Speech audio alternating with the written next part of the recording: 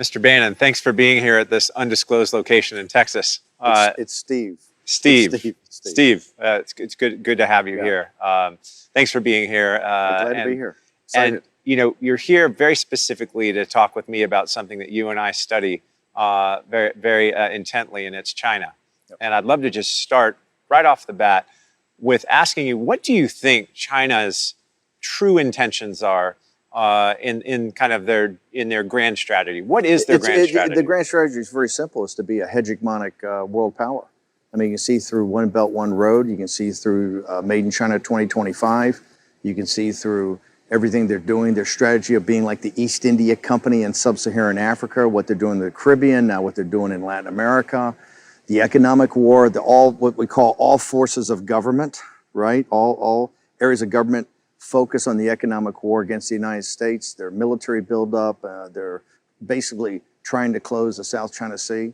It is the most geopolitically ambitious strategy we've ever seen. Let me be very specific. There are three great theories of geopolitics.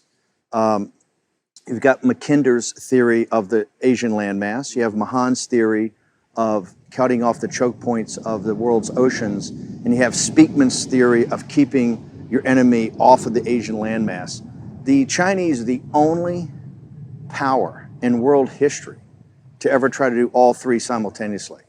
You know, Napoleon and Hitler and others tried to do the Eurasian landmass. Others, the British and the American empires, the British Empire and the American system we have today is built off Mahan's naval strategy, and then Speakman's is one from the early 20th century. What China is doing is with One Belt, One Road, trying to basically connect the old Silk Road all the way up to Italy. As we saw in the paper today, the Italian government, the guys in the five-star, De Maio came back from Beijing. They had a huge thing about, hey, we want to end the One Belt, One Road in Italy where Marco Polo essentially left.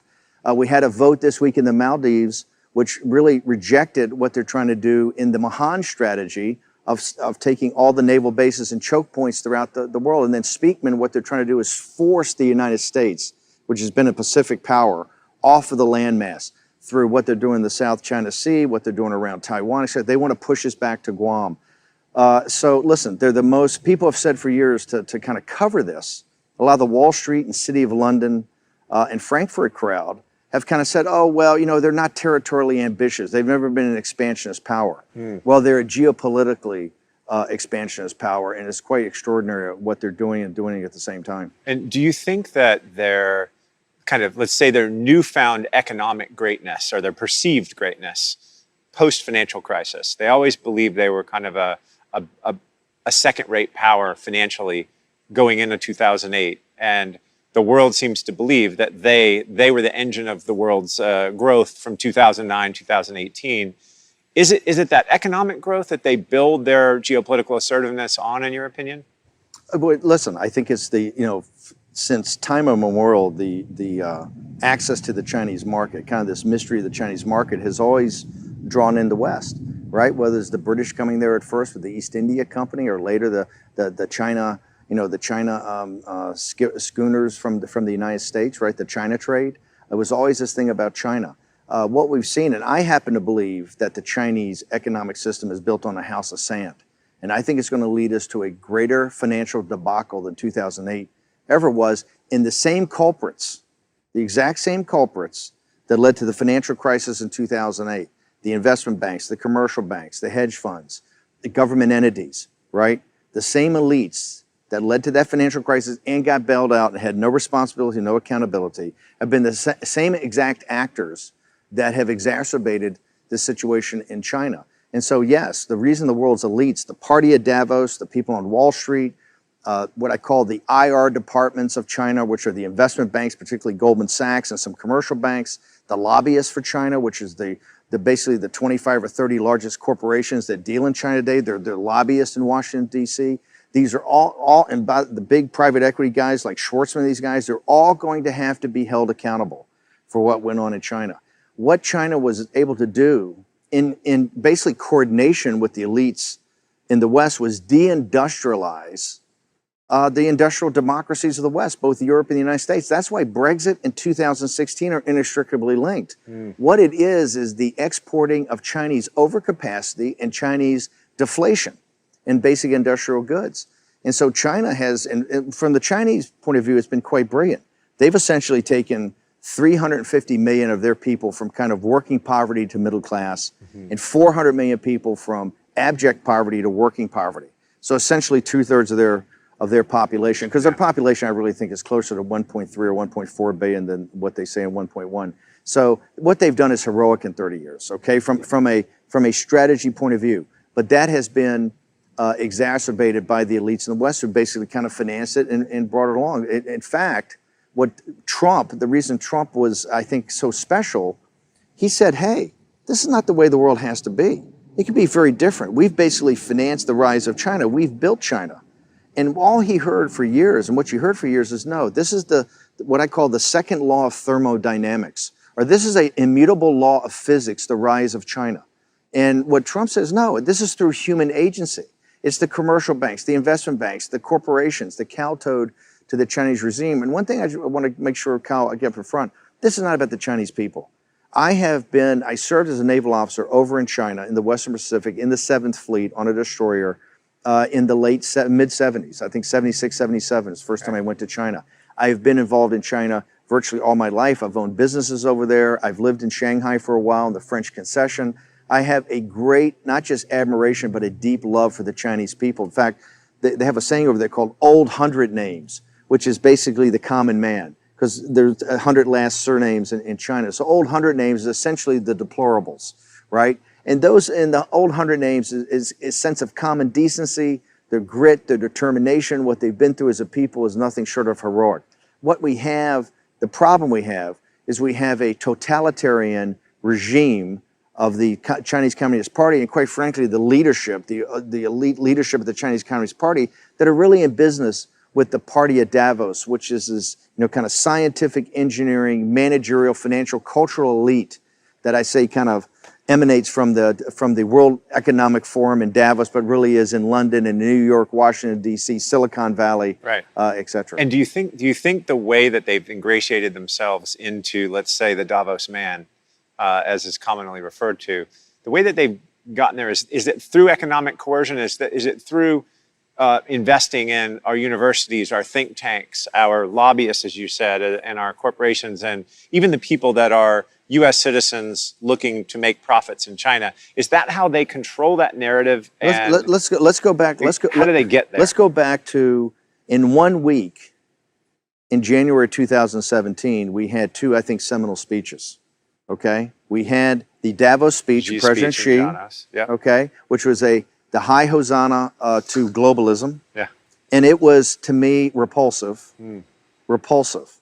How the mainstream media and Davos man just sat there and bought it all and said, what a great leader, what a great humanitarian, what he's going to lead us through about climate, on the world's environment, what he's going to do, for globalization or for the economy. And then you saw Donald Trump's, inaugural address was, I think, 3 days later, in which he said, hey, we're getting back to the nation state. And America is going to start to focus on our sovereignty, and other nations should start thinking about their sovereignty.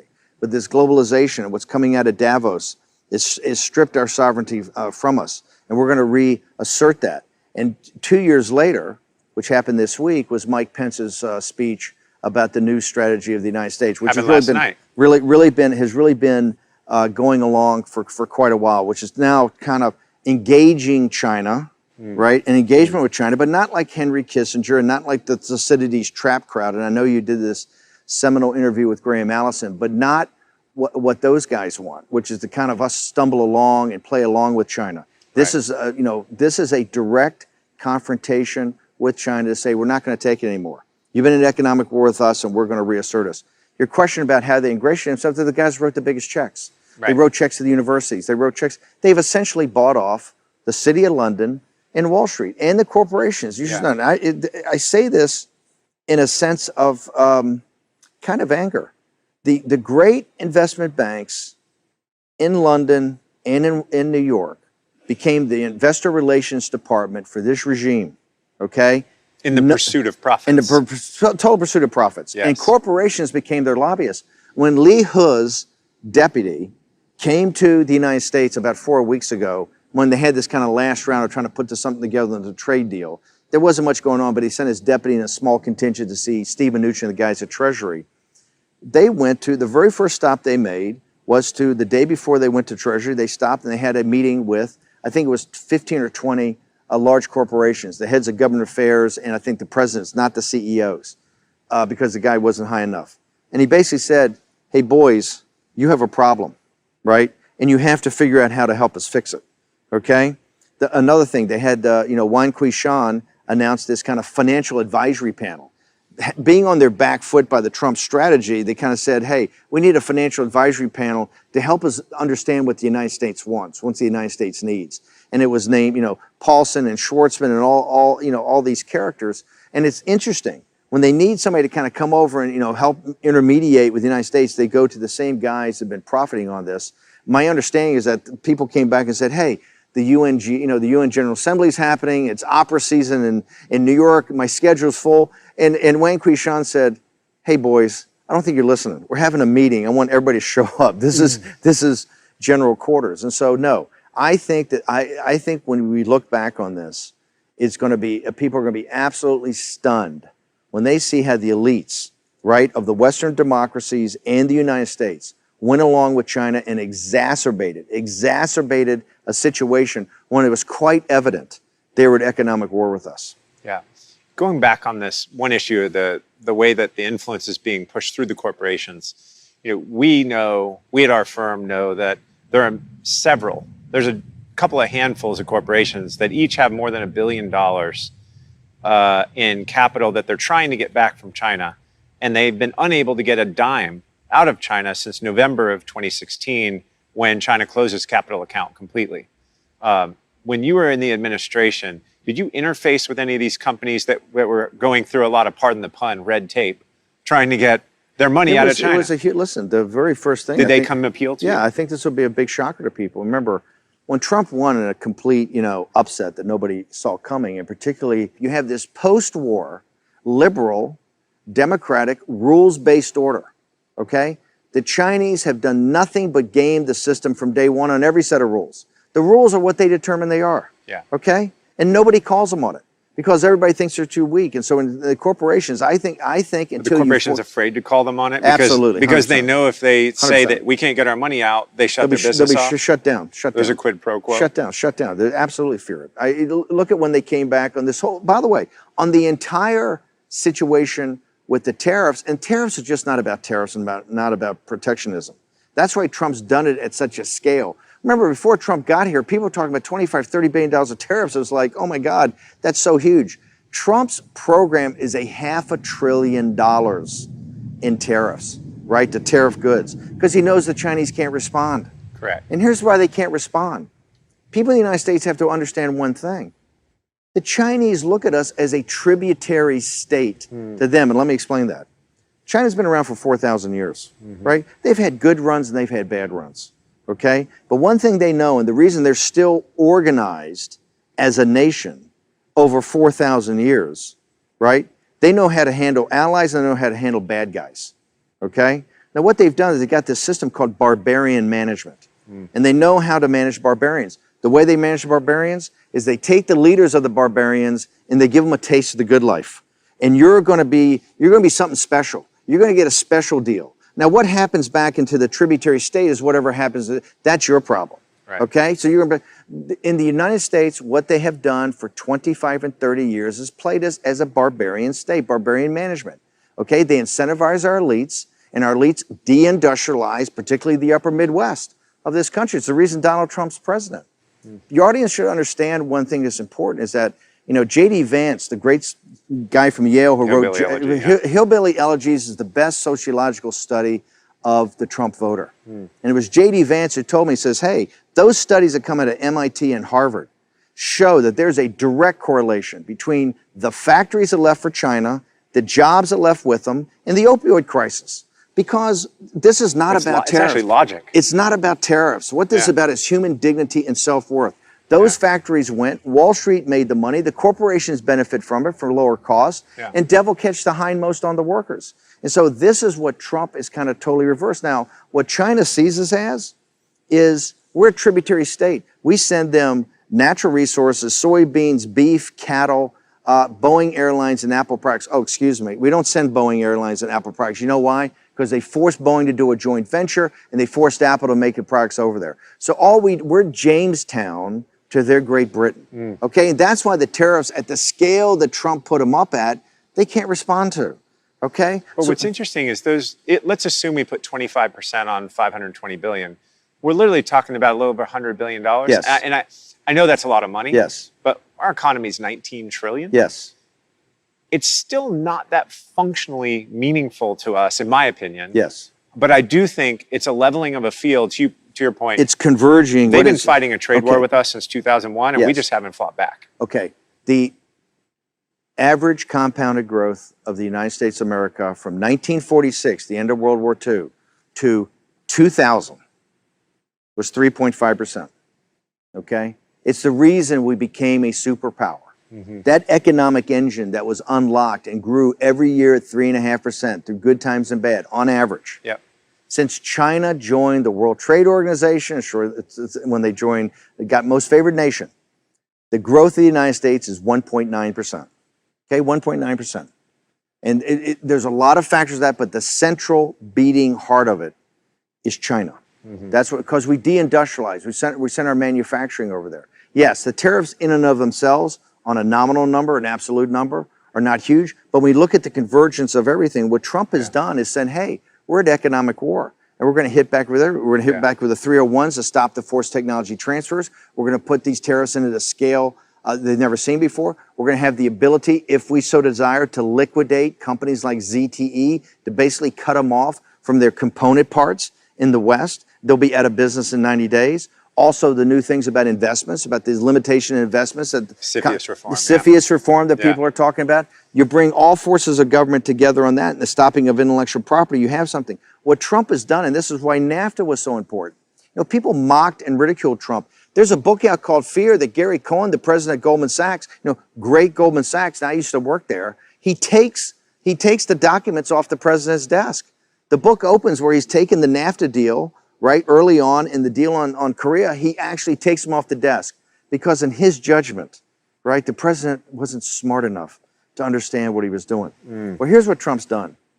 The new NAFTA deal that he's created is basically setting up a geostrategic manufacturing base to counter East Asia, okay? And Japan is very quickly going to be part of that. A bilateral deal, not some TPP deal where we're just one among many. A direct bilateral deal with Japan as a partner. We've got one with Korea we're updating. And then the EU, Juncker has already told Trump, has already indicated that they're going to be a part of this too. What Donald Trump has done in less than 2 years against the second law of thermodynamics, right? The immutable law of the rise of China. Right. What he's done is reorient the entire world's supply chain away from China. And this is going to have economic growth opportunities that are going to be incredible. And he's done that kind of single-handedly against the fighting of the corporatist lobby, the fighting of the Wall Street Investor Relations Department, et cetera. So that's why I think it's really heroic. It's that policy is one that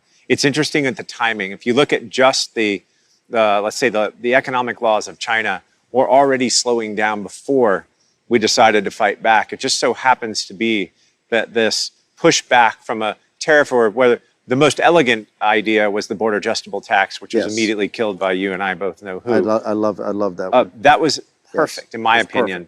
Absolutely. But now, by the way, your tariffs audience, are not perfect. I am a huge believer that, and Paul Ryan and I have had our differences. When he first walked me through that, I said, that's the solution. Exactly right. That's the solution. It's kind of an egalitarian way of going at it. I think, and we all know I got crushed. Yeah. I think that is something that should be brought back up and very quickly in future years. We could do away with tariffs if we imposed a border adjustable tax. Well, by the way, let's talk about tariffs for a second. President Trump, remember at the G7, when he was lectured by his betters, Merkel and Macron on the first day, about this whole thing about tariffs, right? He came back the next day for breakfast, and what Trump told the G7, he said, okay, I thought about it last night. How about this? No tariffs. Absolutely no tariffs, but no subsidies. Yeah. People have to realize, like the White House put out this document, I think it's over 2 months ago now, the 50 things that China is doing in its economic war with us. It's kind of what the United States wants China to stop. That's the deal. You stop that, we're all good. When you look at that, it's not just the tariffs. It's the investment in state-owned industries. Yeah. Remember, they have free land, free electricity, free land. What they've done. Look at what they've done in steel and aluminum throughout the world. Look what they've done with shipbuilding. You can go every heavy industry. They've gutted. They've gutted the Western Europe and they've gutted the United States, and they continue to do that purposely. And they're also, by the way, ZTE showed you this. They have to create, I think it's some number of 11 million jobs a year. They're under enormous internal economic pressure to create those jobs. They can't afford to have 150,000 high value added jobs at ZTE just go away. Same thing with the steel. They're kind of caught on the wheel now. I mean, they're the first to admit they have to keep adding capacity, right? Because they got to keep these guys working. So I think that that's why the Chinese model and all this happy talk that comes from the West about the Chinese model, when you really look at it, and I know you are one of the world's handful of experts that I think it looked at it, it looks at the numbers as they really are and not what people hope they are and not how they're spun by China. Because every number that comes out of China, to me, has to be questioned, verified, trust, but verified.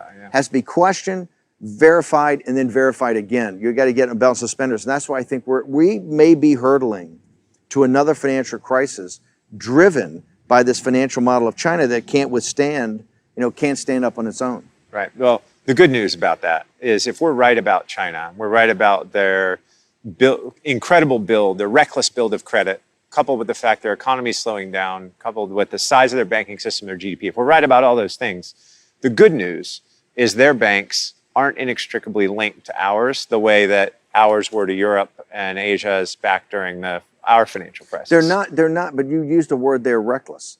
And I think that this is what upsets me about the lack of accountability and responsibility by the world's elites. We just went through the worst financial crisis in history. Not one CEO went to jail, and not anybody significantly gave up any equity, okay? What they did is basically inflate, people got to remember, on September 18th of 2008, when Bernanke and Paulson walked into the Oval Office with Bush, and he sent them up to Capitol Hill, the balance sheet of the Federal Reserve was $880 billion. On the day that Donald Trump took the oath of office, on January 20th of 2017, it was $4.5 trillion. Yep. All we did in the Bank of England, ECB, Bank of Japan did the same thing. And the PBOC. PBOC. What they did is to save the elites, was to turn on the spigots of liquidity. So if you owned assets, if you owned real estate, you owned stocks, you owned intellectual property, you've had the greatest 10-year run in history. If you're a working class schmendrick, your wages are flat. The whole burden of it, this is what's unfair, and this is where the anger that's driving the populist movement. The whole burden comes down on the little guy to finance these deficits with his taxes. That's right. And then his kids get sent everywhere in the world to defend this. That's what's got to stop. You use the word reckless. It is reckless disregard of what the elites have done this time. Because all they've done, Chinese banks, look, the American banking system has $19 trillion of assets on it. Correct. And I would respectfully submit, and you're 10 times smarter than me on this, I would respectfully submit that all of those assets are not good, okay? Maybe, let's say 10% or more could be written off today. That's the American banking system. The Chinese banking system, I think, has $49 trillion of assets. That's right. Correct me if I'm wrong, I think $45 trillion have been put on the books since 2008. This is completely reckless. Now, thank God they're not interconnected through the SWIFT system with the rest of the banks. Or through derivatives. Derivatives. Yeah. And by the way, the reason is, and this is another tell, because none of the investment banks or none of the guys want to say, whoa, we can't hook up with China, right? Because they all stop themselves from doing it. They all limited their exposure to it because they understand when it implodes, they don't want to be taken down in the first couple of minutes. That being said, those banks are going to implode. Nobody can put those kind of assets on, okay, and have a great banking system. Yeah. This is a total and complete sham. And in The Economist, in the Financial Times of London, all the elites, all the conferences they have. You had Richard Haas on this morning on Morning Joe. Richard Haas from the Council of Foreign Relations. And all he's doing is beating up Mike Pence and Donald Trump from Pence's speech last night. You know what he's saying? He's saying, hey, all my Chinese colleagues, all my buddies in China, they're telling me They don't know what the United States wants. They came over here. They want a deal and they want to be our partner, but we keep moving the goalpost. That is reckless for him to say that. Yeah. He fully understands what the issues are, okay? And he sits there on a general news show in the morning that basic voters watch and starts putting this stuff into the mind is unacceptable. I got to tell you, Kyle, that's what I think. What you're doing here, what you're doing with your work and other things. There are a number of people like yourself that are sitting there going, this can't continue. And people are going to be held accountable for this. If the elites think they're going to skip on this one, it's not going to happen. The reason Donald Trump's president, the reason you're seeing these populist revolts, whether it's in Italy, Germany, France, throughout the world, in Brazil this weekend, okay, in Argentina, in Pakistan, is the reason is the little guy is fed up with a group of elites that know better, right? And to take care of themselves, they will play ball with anybody. You're right. And when you talk about the Chinese banking system, let's assume that it has to restructure. What they'll do, they're very smart. The people that run the PBOC and SAFE. Let's talk about this. Here's how smart they are. When we went over with Trump's visit, remember, they didn't make any other changes. They weren't going to let us in on anything else after that, except they would open up the finance sector. Says the spider to the fly. Exactly. They've already wrecked their financial system. Oh, but we'll open and it up now you can invest. Now right? you can invest. Why does the world not see this, Steve? The world absolutely sees this. They're starting to see it. Hang on. No, Kyle, the world's Kyle, economists are just starting to see this. No, Kyle. You are much too kind. You're a good man, okay? You've got to call it like it is. It's bullshit. Okay, they know exactly. You're telling me the guys in the Wall Street Journal, the Financial Times of London, the Economist, these smart guys in these think tanks don't know exactly what's going on? Some moron like me can look at the balance sheet of these banks and say, hey, guess what? I think we have a ticking time bomb, right? But you know what they say? But it's China. That's what I hear all the time. I agree with you, but it's China. So we're going to keep writing what we write. Yeah. That's got to stop. China must be, okay, we cut a deal with them in the late 90s. Remember, you had a spectrum back then of the China cheerleaders, the rational accommodationists, and the hawks. Okay, so let's talk about this. Back in 99, that was the pitch from the appeasers. And people have to understand it's both political parties. This is not about ideology. This is all Democrats and Republicans, okay? Yeah. When they're talking about China, they're just trying to figure out how to get more money in their own pockets. So the cheerleaders said exactly what, hey, it's China. Once we get them into the most favored nations, once we get them into the WTO, they're going to turn out to be liberal capitalists. They're going to, they're going to vote. Liberalize their economy. They're going to democratize. They're going to let us invest in everything. They're going to be middle class. Yeah. They're going to be. It's going to create a rule of law. Maybe? Rule of law. It's going to be nirvana, and they're going to be okay. So we know 17 years later. Guess what? They're a totalitarian regime, mercantilist regime. They've got a system that works for them, for the elite, for their regime, and it works well. Now you have two sets of folks. The cheerleaders are gone. Nobody's a cheerleader. You have rational accommodationists and you have hawks. Rational accommodationist has got a new name. It's Thucydides' trap. It's your buddy Graham Allison and Henry Kissinger. And here's the great concept they got, okay? Their great concept is America's a declining power. China's a rising power, like Athens was a declining power and Sparta was a rising power. Yeah. And what you have to figure out to avoid a global conflict, which is like 16 times in world history this has happened, and 12 times they just weren't wise enough to take it. What has to happen is the declining power can figure out how to nudge the rising power to kind of get into their system. Now, you'll always be the junior partner, but you'll make the big guy kind of work with you and everything will be happy. This is the exact same nonsense from the exact same people, from Allison Graham and from Henry Kissinger, that they spun on Nixon in the late 60s about Russia. Let's go back in time. Yeah. The same exact pitch. Russia's a rising power. America's a declining power. And what we have to do, we need détente. We need rapprochement. We need to let them have their sphere of influence. It was bullshit then, and it's bullshit now. Ronald Reagan came in and said, hey, you know what?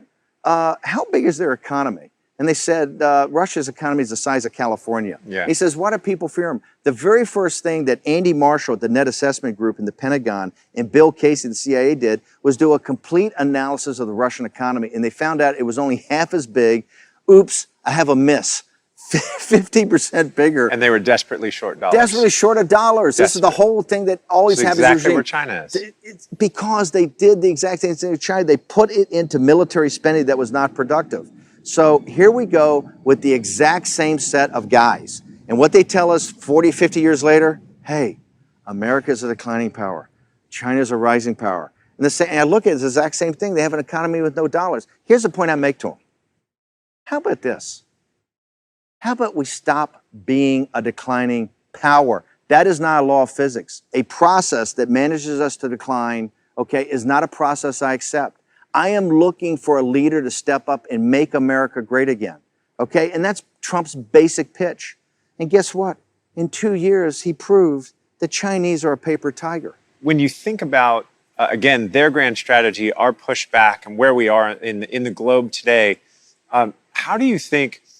What do you think China's next step is? If you were predicting what their next step would be, given our assertiveness that we've stepped forward on the economic, call it, side of the coin and pushed in some tariffs and are starting to reassert ourselves. You see, what do you think they're going to do? Number one, they want regime. What's textbook? They want regime change in the United States.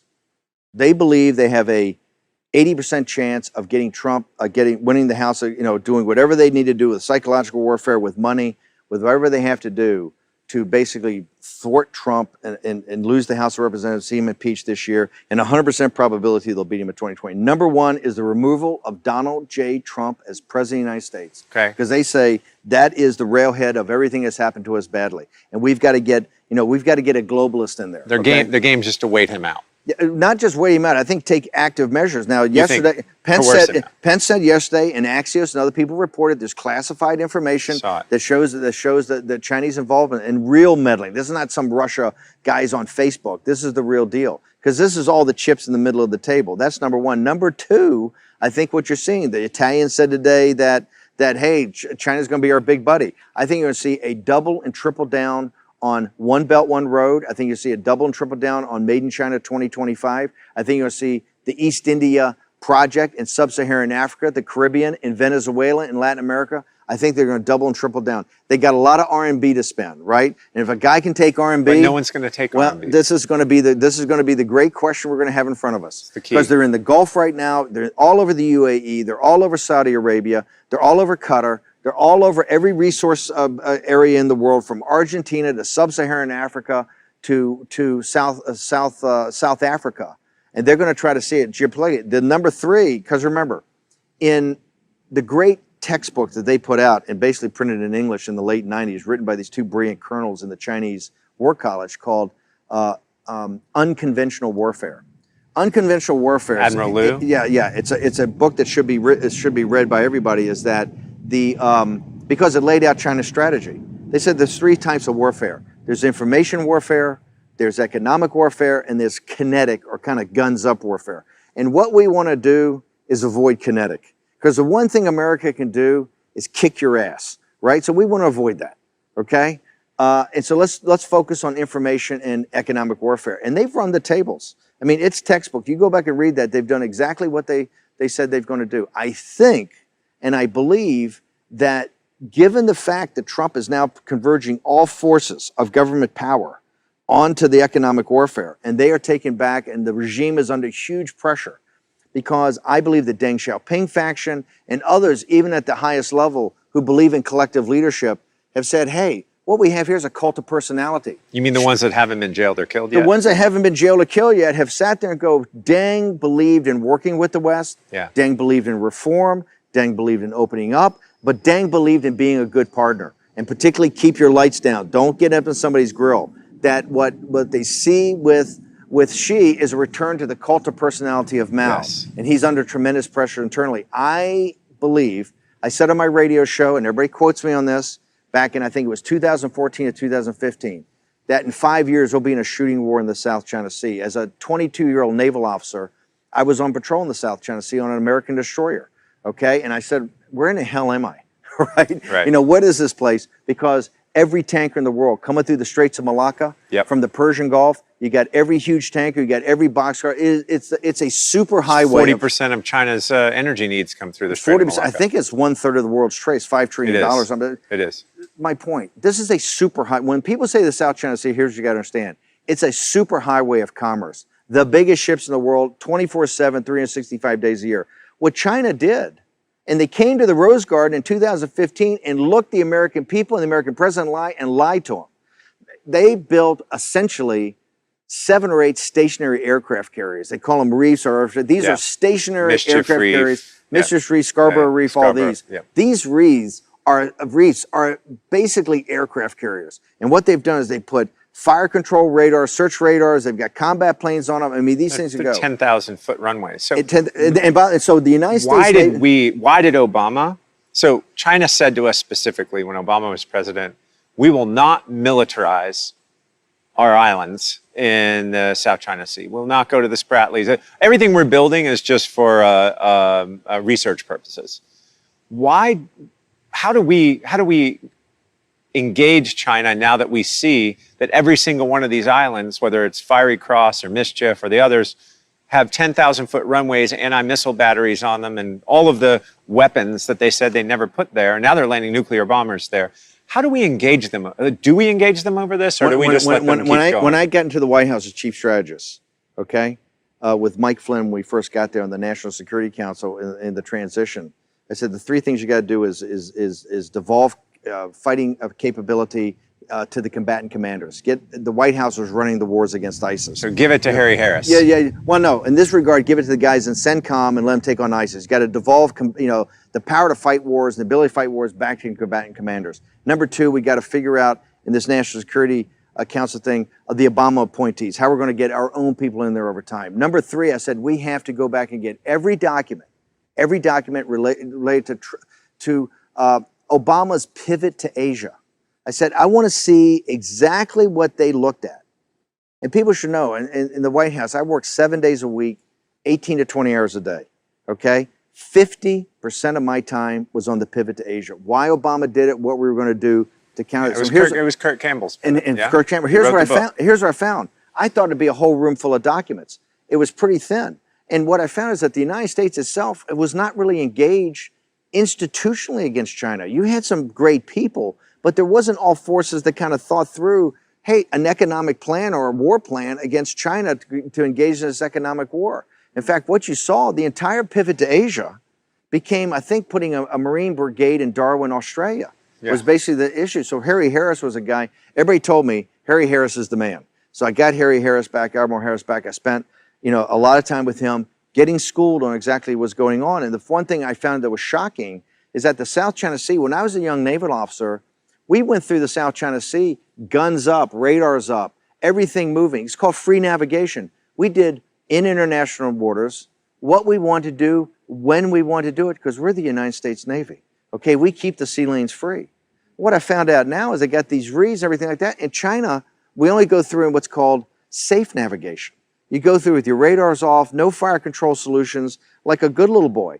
Just kind of go, and you're basically asking their permission to go. The South China, I was unaware. The South China, they consider when they lost in the international court, China considers the South China Sea to be an internal sea to China. I know. They consider the 9-dotted line of 1949 the 9-dotted line is a joke. They think it's a territorial sea. I know. They are not prepared. The first thing they'll tell you, that the territorial integrity and the sovereignty of China is not to be questioned. Not to be questioned. And they consider that 9-dot line, the more people put it into documents, the more people put it on TV shows, the more people that re-infer that meme they want, because they believe that that's reality. Yeah. You ask me what's going to happen? The South China Sea, I said on my radio show 5 years ago, we're being a shooting war. The South China Sea, the situation in Qatar and the Persian Gulf and the South China Sea are the 2 greatest hotspots in the world for a global conflict to start, okay? Yeah. Not Korea. Korea is a vassal state of China. The whole Korean thing is nothing but a Chinese drama, okay? And President Trump's doing an amazing job on it. The South China Sea is a flashpoint, and you saw the other night, as a former naval officer, I'm telling you, those 2 ships, you had an American, the USS 50 feet apart. The USS Decatur was on patrol. Yeah. And you basically had a Chinese destroyer come up and play chicken with it. 50 feet apart. If those two ships had hit, What would have happened? First off, 200 or 300 sailors would have died. Okay, absolutely. If those two ships had hit at the speeds that they were going, the relative speeds they were going, we would have had a catastrophe. Okay, now I don't know what could have happened to the weapons or what could have happened to the fuel, but I'm telling you, at the speeds, what the Chinese did was reckless. And that was a challenge to us. Remember, what the Decatur did was go 12 miles from one of these reefs. Okay? Now, what the Chinese say is within 15 miles is their territorial water. They said it was a violation of their sovereign territory for the United States Navy to come 12 miles off a reef that they built into the South China Sea. My recommendation is I think the President of the United States, Donald J. Trump, who to me has been very even-handed with China and really, tried to build a relationship. I think you ought to give the Chinese 72 hours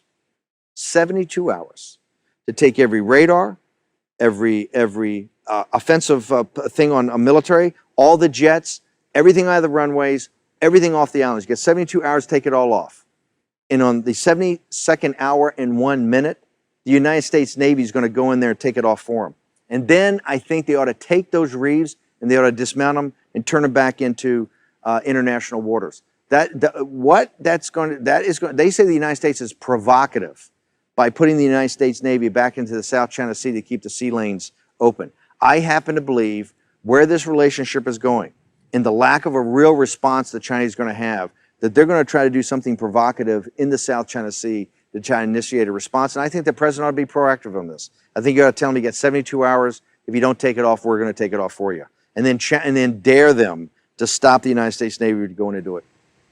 Wait, you're saying go to a kinetic conflict in 72 hours in a minute. I didn't say go to a kinetic conflict. What I said was if we go to try to take this off, they're not going to let that happen. The international courts ruled that it was inappropriate for him to be there. Why don't we enforce that? The party at Davos, when she came and gave that great speech at Davos, they all jumped up about. They failed to say, you just mentioned, they looked the people of the United States in the eye and lied to them from the Rose Garden in 2015 with the President of the United States right next to them. Okay, yeah. And no one called them on it. And never called them on. And then you saw when the international courts came and said, "Hey, this is totally unacceptable. There's no argument for it. It's got to be undone." They just sat there. What they've sat there and said, "Hey, there's our territorial sea." Now I realize people saying, "Bannon, what kind of crazy whack job are you? It's somewhere and we don't even know where it is in the South China Sea. We're going to go to war." People have to understand the global economy, and I'm a nationalist, okay? But the health of the American economy is based on trade.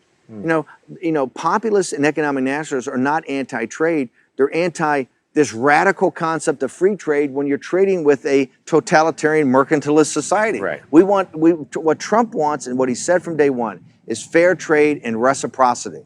Okay, reciprocity. And I think now we're going to get down to it with China. China's going to have to understand that Donald Trump is never going to back down on this. Yeah. Okay, he's a fair man. Okay, he's a decent man. He's tried to work with them, but the days of the United States being pushed around with this are over.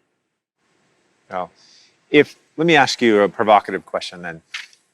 If we were to go How do we get any more provocative? I said we're going to war in the South China Sea. It's just the derivative of that. If we're just going even more, along here, I'm actually just going the other. It's equally as provocative. Okay. What if we were to just take our 7th Fleet and go home? Here's the thing: is that people have to remember. I think it's very important for people to remember that the United States is a Pacific power.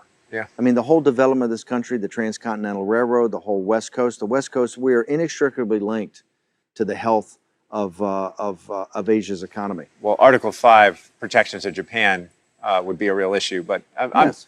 I say that because if we were to have to go to, let's say we were to get to the point where we either had to go to war or had to come home.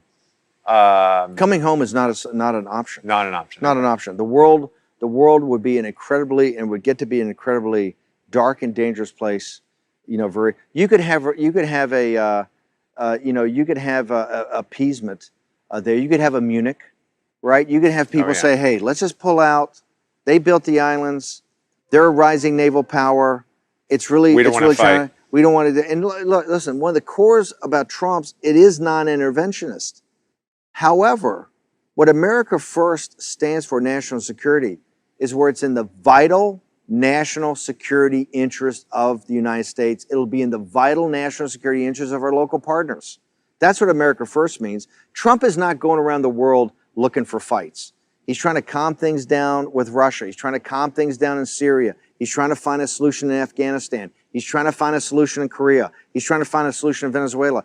And your viewers should understand, Donald Trump didn't create any of this. Yeah. This is Richard Haas and all the fucking geniuses, okay, of the party of Davos. They're the ones that dumped Korea. They're the ones that dumped Afghanistan and Venezuela and China on his lap.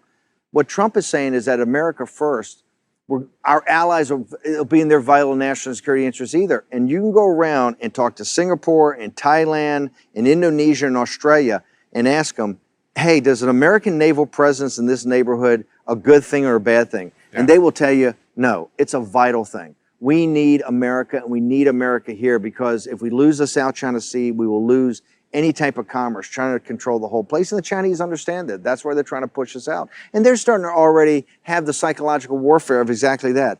Hey, it's 12,000 miles away. It's really Asia. What are we involved here for? This is another debacle. You're already hearing it. This is another debacle like Iraq yeah. and Afghanistan. The United States is too. Look, I'm the biggest proponent of America First. South China Sea and the engagement with China is absolutely vital. Interesting. Okay. Let's go to one other. I have two more questions for you. One is why has the U.S. not had a people management process in the U.S.? And what I mean by that is, you read the DIUX report, they call it declassified, or actually it never was classified, Defense Department report on the infiltration of China into our research universities and our labs. And our weapons labs. Weapons labs funded by DARPA, the Air Force. Yeah. And why haven't we put into place a proper people management process? I want you to go back, because I don't think people understand these reports. These reports are essentially declassified reports that showed that the 300,000 students that are here on student visas, right, and the 10,000 contractors that we have in the weapons labs that, up to, I think it's 2/3 could be intelligence assets, right? And some percentage are intelligence officers or agents. And they're working in our labs. They're working in our labs. This is on weapons technology funded by our government. This is political correctness and greed and avarice writ large. How did contractors, and let's call them out, Booz Allen and McKinsey, all these contractors, how did these contractors on these big government programs get so many Chinese nationals working into our weapons labs? Our weapons labs are at the cutting edge of national security. How did it happen? And so this has got to be done right away. I don't know why it's been a huge, I think, bone of contention inside the administration. The political correctness of it all. Stephen Miller, the Financial Times of London, leaked the other day that my colleague, Stephen Miller, who's a terrific young man, actually had the plan in place to get all 300,000 Chinese students out of the country, right? A way to cut the visas off right away. Not that we're going to execute on it, but it was even in the thinking, and obviously it got leaked in the times it goes around the State Department, et cetera. Right. Look at all the appeasers. I am so glad. I take great pride that someone like Susan Thornton is now, owns a farm up in Maine, because she was part of this kind of, rational accommodationist, this kind of softness in the Defense Department, in the State Department, in our intelligence services, that basically went along with what China wanted to do and looked the other way. But how do we? So I'm not a proponent of throwing there are 340,000 students here, and I know you're not a proponent. I'm not a proponent. Here's what I am a proponent of. I'm a proponent of, if they're intelligence assets, I want to know that. Okay. Yes. What Miller's program was is that, hey, if we can prove this, they got to go home. Okay. But and I'm not even focused directly on China or India or anywhere specifically, but why can't we have a policy with the sovereignty and national security of our own country? Why can't we say, if it's a weapons program, you just need to be an American citizen? Well, you should, and maybe you should be a naturally born American citizen. You're asking basic fundamental questions. It's simple. I think actually that's on the book, and they get waivers. I believe that technically, when you look in the details, that's actually the fact, and there's kind of waivers given to this, because people look the other way. Huh. Okay, and so one more issue is the Confucius Institutes. Yes. The Confucius Institutes are on many of our colleges. They're funded directly by the PLA. Yeah. Why do our colleges allow Confucius Institutes? It would be like in China, having something funded by the CIA that was directly... Or the Catholic Church. Or the Catholic Church. Well, right? not the Catholic Church. The Catholic Church has cut a deal that lets China... I know. No, but this is a huge point. issue. Pope Francis just cut a deal that lets the atheists that run the regime in Beijing actually pick our bishops. So the Catholic Church would not be a good idea since they've already kowtowed. It would be equivalent of having CIA or DNI have a student center that promoted CIA culture, right, to China. In China. Yeah. Okay, that ain't happening. Yeah. Okay, you know why it's not happening? Because the Chinese say, hey, that's kind of That's not going to happen. That's not going to happen because that may affect our sovereignty. Well, so give me a practical... You got to unwind them. How? I think you just sit there and you got to shut them down. Okay. Right. I don't think there's any way. Under what law? I think. Hang on. This whole thing about people are saying, oh well, they're not that bad. They're pushing culture and they're helping students learn Mandarin. Hey, they're financed by the PLA. They have server rooms in the Confucius Institutes. What the F's going on? All of this is going to be a shock to the American people. Here's why the American people don't know this, because nobody reports it. Has 60 Minutes ever gone and done a Confucius Institute? They should. Yeah, but they should have done it 20 years ago. Yeah. The reason this is coming up is there are people now fed up with this. And that's why in this Trump movement, it was Donald Trump, and when he came to the government that changed it, that now other people and other voices are coming up, and you're seeing a real pushback. But to allow this to happen at our universities, let's be brutally frank, why is it always Hudson Institute that's having Miles Kwok, or last night Mike Pence, Dr. Pillsbury's there? Why is it always Hudson Institute? Why is it not the other institutes having these kind of well, because conferences? China has paid many of them. The last thing that maybe I'll close on is when Li He, the economic strategist for President Xi, and I've had the opportunity to know him and build a little bit of a relationship. He's a very brilliant guy. When he came to do the major negotiation that didn't work out, I think it was in June of this past year, he came, and the very first day, he didn't go to the White House at first, he didn't go to Treasury at first. He shows up, and the very first day he spent on Capitol Hill with the quote-unquote free traders in the Republican Party. Remember, President Trump's, the greatest blowback he got on this was the Republicans. Yeah. It was the Republicans that went crazy. Oh, you got to do free trade, you got to do free trade. All the nomenclature that we've been using in regards to China has always been dismissed as, oh, that's just China, okay? And so all the nomenclature has just been happy talk. And the words don't really mean what they are. And it's people like yourself, it's people like Miles Kwok, it's people like Dr. Pillsbury that are now starting to question this. And I think you see this whole thing that from quote-unquote engagement to conference, what they're pitting us on now, the new thing is that engagement versus confrontation. And we're being painted as the war party, right? We're the crazy guys who want to go to war. No. What we want to stop is an economic war that's been against the United States. And if you look at the group that's in the engagement process, all they've been in is being tapped along by China in these strategic economic dialogues that didn't go anywhere for 25 or 30 years and put us into the place where we were deindustrialized by a predatory power. And China's predatory capitalism is what they stand on. And so I think I couldn't be prouder that President Trump, and I think that speech, for people who have not seen that speech is going to go down in history as an inflection point, because Mike Pence yesterday, the Vice President of the United States, essentially threw down and said, hey, no more games. Yeah. We understand what you're doing. We understand what you're up to. We understand you have you have a full force of government against us, and we're going to counter that, and we're going to win. I appreciate that. And this goes back to when you pull into the Commerce Department, right above the entryway where you drive through, I don't know if you've seen this, there's a quote from Benjamin Franklin. It says, commerce must be fair and equitable. And I think that's where we need to be. I don't think we should be overly punitive. No. I don't think we should be combative. I think we should say we just need a fair shake at things. Right. And what you're saying is we haven't had one, and that's something we believe too. And the good news is I think in the last 6 months to a year, culminating with Pence's speech a couple of days, or actually a day ago, is finally the narrative's changing, despite all of the efforts from those in China. So thanks for being here today. Thanks for sharing this with us. It was really nice. Undisclosed location. Undisclosed location. Yeah. I mean, we're here with Miles. You got to be undisclosed. We got to keep. Except he's live streaming it constantly. So that's I don't know who's more controversial, you or Miles, but we'll see soon. Miles is a whole different league. I'm junior varsity compared to that. Thanks for coming. Thanks for having me.